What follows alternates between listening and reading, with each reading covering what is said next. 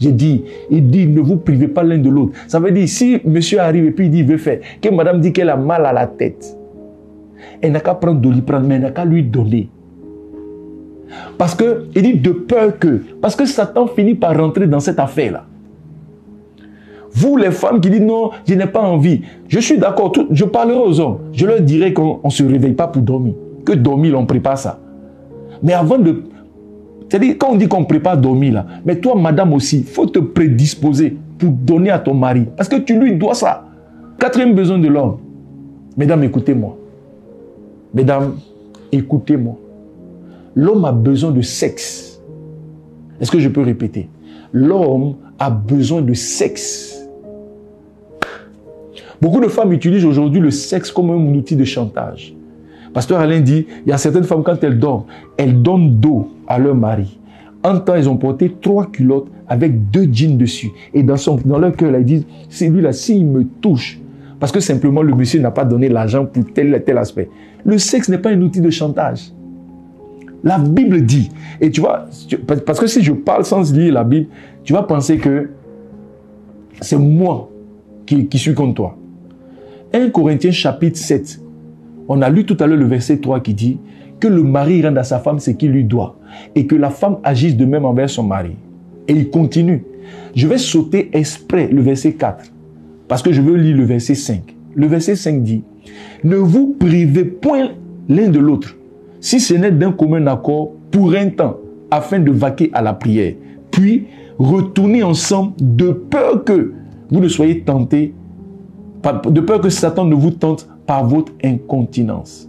Cher ami, tu vois, il est dit, ne vous privez pas l'un de l'autre. Ça, c'est le grand axiome, c'est le grand théorème. Je ne suis pas mathématicien, mais je ne sais pas dans quel cas tu vas mettre. C'est le décret divin. Ne vous privez pas l'un de l'autre. Ça veut dire, si monsieur a envie, que madame dit non, je suis fatigué. Frère, on dit de ne pas se priver. Affaire là, il faut me donner. J'ai dit, il dit, ne vous privez pas l'un de l'autre. Ça veut dire, si monsieur arrive et puis il dit, il veut faire, que madame dit qu'elle a mal à la tête, elle n'a qu'à prendre Doliprane, mais elle n'a qu'à lui donner. Parce que, il dit de peur que, parce que Satan finit par rentrer dans cette affaire-là. Vous, les femmes qui dites non, je n'ai pas envie. Je suis d'accord, je parlerai aux hommes. Je leur dirai qu'on ne se réveille pas pour dormir.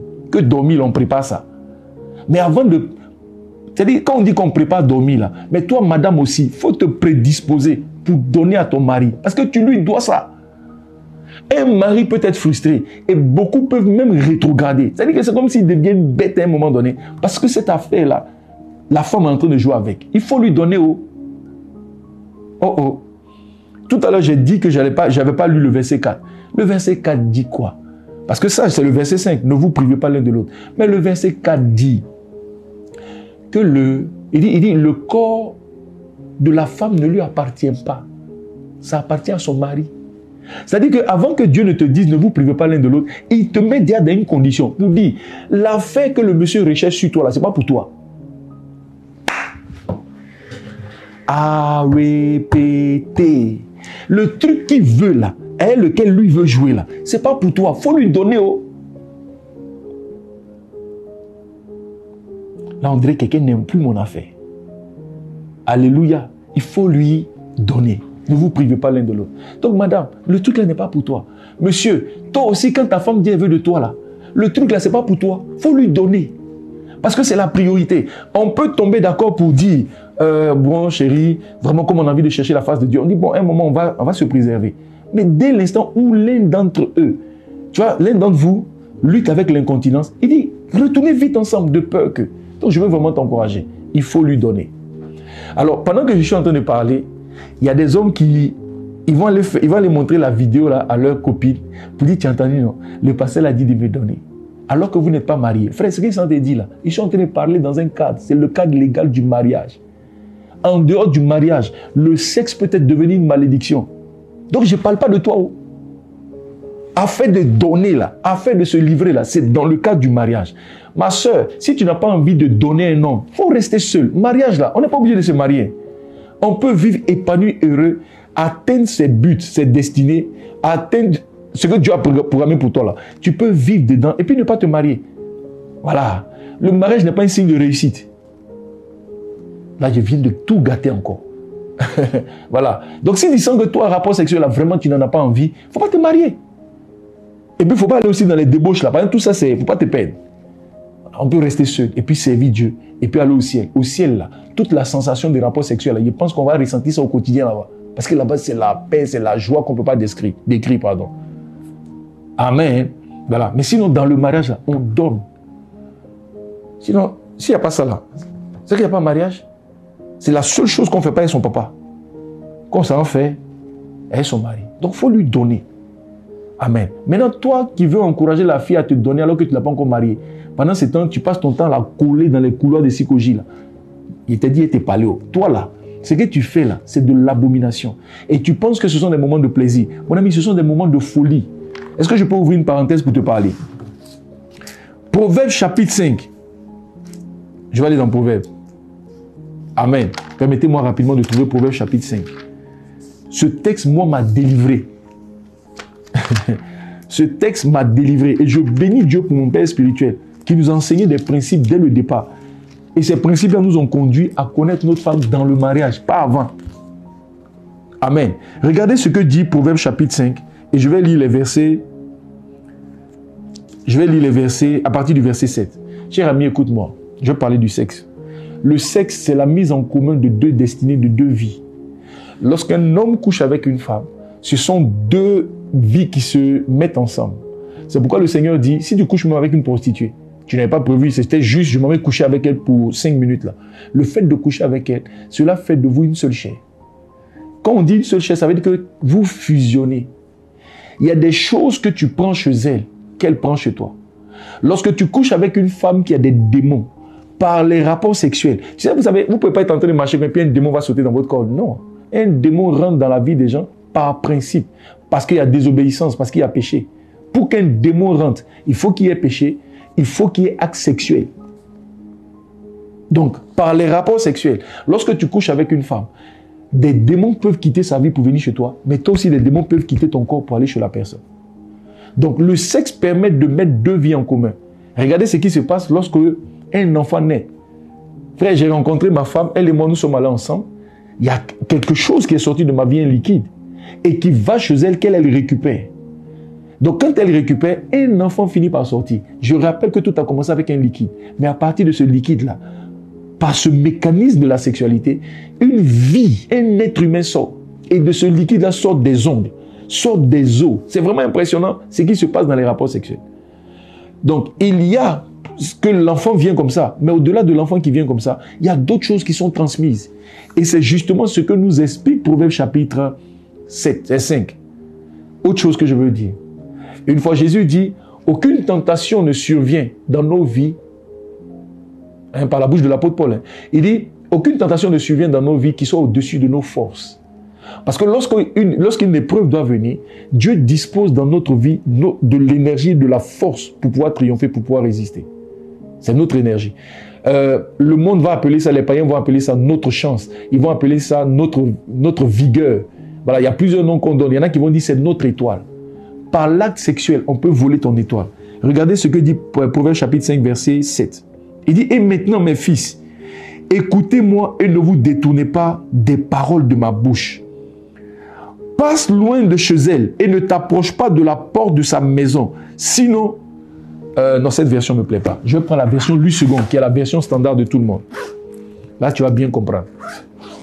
Parce que de toute façon, tu as l'habitude de coller les petites au quartier. Là. Et on dit, oui, tu es le plus beau du quartier. On dit, Fatou, tu dis, oh, j'ai tapé ça. On dit, Eugénie, oh, celle-là aussi, j'ai tapé ça. Il ne veut plus d'elle-même, elle ne me plaît plus. Et puis, quand tu causes avec tes amis, on dit, tu es le brave. Tu es le fort. Toi, tu as tapé toutes les bouts du quartier. Frère, regarde Proverbe chapitre 5. Je lis le verset 7. Il dit, et maintenant, mes fils, écoutez-moi et ne vous écartez pas des paroles de ma bouche. Verset 8. Éloigne-toi du chemin qui conduit chez elle. On est en train de parler de la jeune fille qui n'est pas ta femme là. Celle avec qui tu as rendez-vous demain matin pour aller coucher juste, soit disant non, elle te dépanne. La Bible dit, écoute mon conseil, pardon, il ne faut pas faire comme si tu ne m'as pas entendu. Et il dit, éloigne-toi du chemin qui conduit chez elle. Éloigne-toi, le chemin là, pardon, il ne faut plus que tu apprennes. Il continue, et ne t'approche pas de la porte de sa maison. Il ne faut même pas t'approcher de la porte de sa maison. Et je suis maintenant au verset 9. Il dit, de peur Frère, écoute ça. De peur que tu ne livres ta vigueur à d'autres. On dit, il ne faut pas aller chez la fille là. Parce que si tu vas chez elle, tu risques de ta vigueur là, ton étoile là, ta chance, ta force, tu risques de livrer ça à d'autres. C'est-à-dire, on ne dit même pas tu risques de livrer ça à la fille. Mais on dit tu risques de le livrer à d'autres. Dans quel coup, une affaire de nous deux, on couche ensemble là, ma vigueur peut se retrouver chez d'autres. Cher ami, laisse-moi t'expliquer. Il y a des gens qui sont capables, parce que tu as couché avec une fille. Si cette fille va coucher avec quelqu'un d'autre, ta vigueur, ta force, ton étoile peut se retrouver chez d'autres. Beaucoup de gens retrouvent leur vie aujourd'hui bloquée. Les choses ne marchent pas. Ils disent oui qu'il y a une malédiction. Mais c'est la malédiction du sexe en dehors du mariage. Parce que tu as couché avec une autre fille. Mon ami, regarde comment tu souffres. Tu as été volé. Tu as été volé. On dit de peur que tu ne livres ta vigueur à d'autres. Parce que d'autres peuvent prendre ta vigueur. J'ai souvent entendu des témoignages d'un papa de 70 ans qui a violé une fille de 3 ans. Vous pensez que ce genre de viol-là, c'est parce que le papa, là, il a envie de ressentir du plaisir? Il y en a qui le font parce que simplement ils veulent vivre beaucoup plus longtemps. Ils ont envie de voler des vies, des années de vie. Regardez la suite. Il dit de peur que tu ne livres ta vigueur à d'autres et tes années à un homme cruel. Il y a des gens dans cette génération qui sont des hommes cruels et qui sont capables de récupérer tes années de vie. Ils sont capables de récupérer ta vigueur. Ils sont capables de retrouver ton étoile. J'ai envie de devenir président ou j'ai envie de devenir maire ou bien j'ai envie de prendre une autorité. Je sais que tu as une étoile, je t'envoie une fille. Tu couches avec elle, je récupère la fille. Une fois, j'ai entendu cette histoire. C'était une de mes amies qui me l'a racontée. Parce qu'elle était rentrée dans un réseau d'hommes riches avec qui elle avait l'habitude de coucher. Et vraiment, les gens leur donnaient beaucoup d'argent. Mais elle explique qu'elle a fini par s'arrêter. Et elle a surtout donné finalement sa vie à Jésus. Parce que simplement, son ami allait coucher avec un homme. Et après les rapports sexuels, le monsieur lui a dit, ah, j'ai fait popo au bord du bidet. Si tu prends ce bobo-là et puis tu mets ça dans le bidet, je te donne 400 000 en plus. La fille dit ça seulement. Elle a simplement pris son menton et puis elle a poussé l'excrément là juste dans le bidet. Et puis les deux ont ri et puis elle a donné 400 000. Mon ami m'explique qu'en une semaine, je n'ai pas dit 6 mois ou 2 ans après, en une semaine, la peau de la jeune fille a commencé à vieillir. Parce qu'il y a des hommes spirituels, des méchants. La Bible appelle le méchant. Le méchant, par les rapports sexuels, le fait que tu as couché avec une fille, le méchant peut prendre ta vigueur, peut prendre ta chance, mais il peut aussi prendre les années de ta vie. Dieu a prévu que tu vives 120 ans. Mais tu vas coucher avec une fille, pouf, 40 ans partent. Ça peut être 20 ans, je ne sais pas combien partent. Mais ça peut être même... Voilà. Il y en a qui meurent, on dit, il est mort par AVC à 40 ans. Et, mais qu'est-ce qui lui est arrivé? Pourtant, il était en bonne santé. Mon ami, peut-être qu'il a été volé dans les années de vie. C'est pourquoi ton affaire de coucher, là, je dis que c'est de la folie. Moi, je suis concentré sur ma femme. Nous deux, mon énergie va là-bas. Ça vient chez nous. On se renouvelle comme ça. C'est notre vie. On n'est pas dispersé. Je t'en supplie, mets de l'ordre. Je peux continuer à lire. Il dit de peur que des étrangers ne se rassasient de ton bien. Des étrangers se rassasient de ton bien. Pourquoi? Comment Satan attaque beaucoup de nations? Il suffit simplement qu'ils mettent la perversion. Les jeunes, ils couchent ça et là. Ce sont des étrangers, des gens d'autres pays qui viennent et puis mangent dans ton pays. Et puis toi, tu regardes. La plupart des pays, regardez, vous allez voir que ce sont les étrangers qui profitent des biens du pays. Les autochtones même, parce qu'ils vivent dans la débauche, on peut les voler. Et Satan est un voleur. Frère, quand la Bible dit Satan est un voleur, Satan n'est pas un homme. Vous n'avez jamais entendu dans votre quartier qu'on poursuit un voleur. Le voleur là, c'est qui? C'est Satan. Ça n'existe pas. Ça n'existe pas. Parce que Satan vole les choses spirituelles. Et Satan peut voler ton énergie. Satan peut voler les années de ta vie. Satan peut voler ta grâce. Et quand il le vole là, il peut donner à quelqu'un qui a décidé, par exemple, de devenir satanique.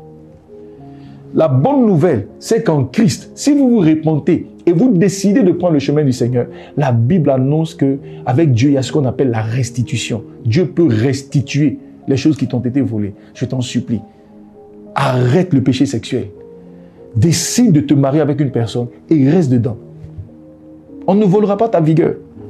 Donc quand je dis l'homme a besoin de sexe, je suis en train de parler du cadre légal qui est le mariage. Vraiment pour ne pas faire long, je vais m'arrêter là. Je t'en supplie, mets de l'ordre dans ta vie.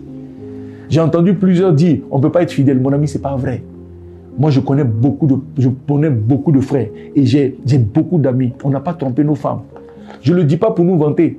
C'est possible parce que simplement nous avons accepté Jésus comme notre Seigneur et notre Sauveur. Nous avons donné nos vies à Jésus. Et ce Jésus-là nous a rendus capables d'être fidèles. Ça fait qu'on n'est pas dispersés. Et je vous parle de 20 ans de mariage.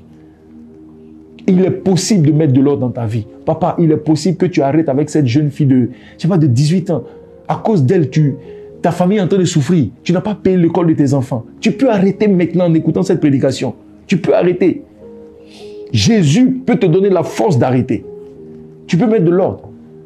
Jusqu'à quand vas-tu continuer à faire pleurer cette femme? Jusqu'à quand? Madame, toi aussi, parce que ton mari t'a trompé, donc toi aussi tu es devenue légère. Maintenant, tu laisses des jeunes gens coucher avec toi. C'est de la débauche. Et des gens prennent ton énergie. Aujourd'hui, tu es là. Il y a des gens qui sont en train de dormir dans ta maison. Ils roulent dans ta voiture parce que tu as été volé. Moi, j'ai été excellent à l'école. Mais quand, à partir de la 4e, j'ai commencé à chercher femme, c'est comme si à un moment donné, on est venu m'enlever l'intelligence. Il y a des matières que je ne comprenais plus. Il y a des matières que je ne comprenais plus. Satan peut voler l'intelligence. Il peut te voler la mémoire. Suivez le pasteur Frédéric Valls-Fernandez sur les réseaux sociaux, Facebook, Instagram, TikTok et YouTube.